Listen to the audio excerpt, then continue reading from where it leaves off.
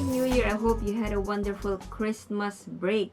And the good news is we are also nearing the end of the semester and we will discuss the remaining topics in ethics. So we have the moral theories as frames of moral experiences. We also have the principle of double effect. And we have lastly the moral issues, wherein we will try to apply the moral theories we have learned to various situations with moral themes. Now let us try to refer to our module. So we are on module number 7 titled Moral Theories and Mental Frames, and this will run for 2 weeks.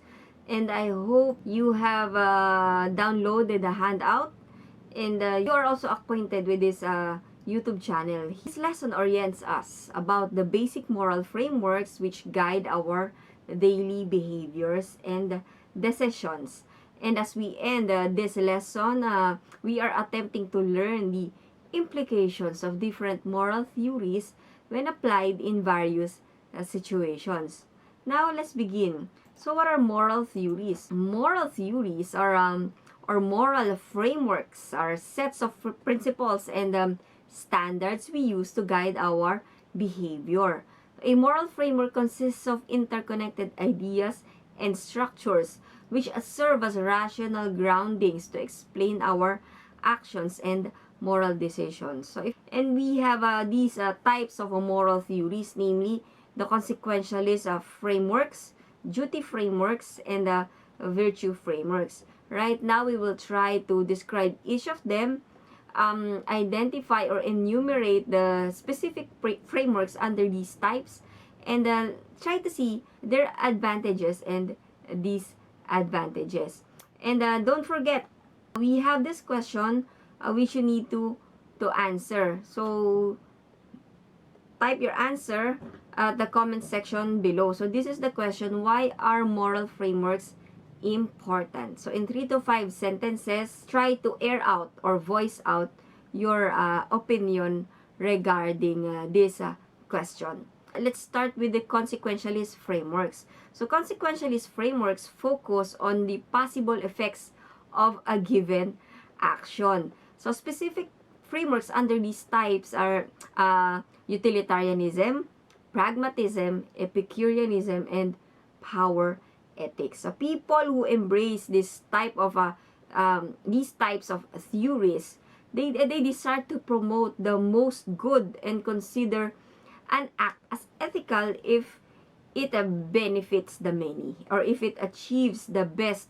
consequences for a huge number of people. So let's try to look closely at some of the frameworks under this type. So for example, we have utilitarianism. Utilitarianism is mainly concerned with the greatest happiness of the greatest number of people.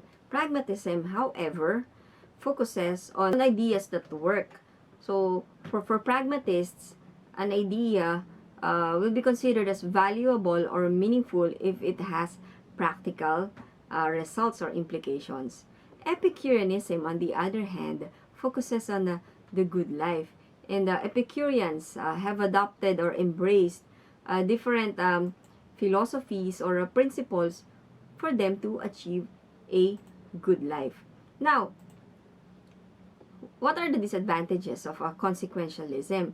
One problem is that we cannot easily ascertain or predict the outcomes of our action. Who among us can tell if a certain action will be the best for us? We are short-sighted creatures, right? So there are some decisions which we think will produce good consequences, but they end up even harming us.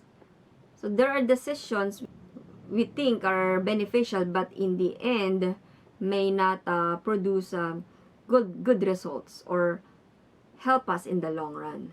So that is one problem with consequentialism. So now let's proceed to duty framework. The duty framework promotes loyalty to one's duties and obligations. So it aims to perform the right actions no matter the outcome. So going back to our former topic in the early weeks, so we have what we call deontological ethic. So it's synonymous with the duty framework. Deontological ethic is mainly focused on the rule. So it says that the rule determines the result, and the result is the basis of the act. The rule can be considered as good regardless of the result. And the result is always calculated within the rule. So if you would go back to the issue of the given by the European Business Review in our former slides, so we had the issue of the ethical dilemmas in the coronavirus care in the hospitals. So the question was who should get treated first if the demand for medical resources becomes overwhelmed. So there are doctors who resorted to duty framework or deontological ethic. So because they value life, so it doesn't matter if it results to patients surviving. So their main goal was to save them even if they are critical, so they will try their best to cure or to try to attend to some critical patients or COVID victims. Frameworks under this type are Stoicism and Kantian deontology. Frameworks under deontological ethics provide clarity on the things we ought to do and not. So we will not just try to guess what we need to do because the rules or the commands and the principles are clearly laid out. So it's also geared towards treating others with dignity and respect. However, some rules under this framework may appear rigid and impersonal and may require performance of duties which lead to harm. So given that these rules or maxims or standard operating procedures are required to be obeyed, our feelings or our affections may also be disregarded. Virtue ethics emphasizes character formation and helps in identifying the character traits that motivate a person to act. So virtue ethicists believe that virtues are acquired through experience, imitation, and education. Virtue ethics is mainly concerned with the kind of person we are becoming. So it's not unlike a consequentialism or a duty framework. It is focused not on the result or the rule itself, but on the process. Frameworks under this type involve virtue ethics and natural law. So what are the advantages of a virtue framework? It attempts to understand the influence of one's emotions, beliefs, experiences on one's character. It also promotes education or training to develop ethical behaviors. So however, it may lack clarity on the rules to embrace or to apply in given situations. Unlike a duty framework or deontological ethics, which gives us rules or clear principles or commands, virtue frameworks are dependent on the way a person was trained. Why are ethical theories important? It's 2021 and you may be wondering if there's still value in studying ethical theories. Now, these are the reasons why it's important to discuss or study this topic.